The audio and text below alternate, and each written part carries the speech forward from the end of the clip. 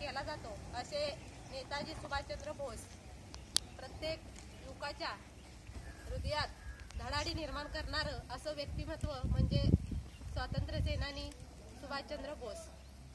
त्यांचा जन्म कटक या ठिकाणी झाला। त्यांचे घराणे वकिली पेशातील म्हणजे जानकीनाथ हे त्यांचे वडील वकील होते।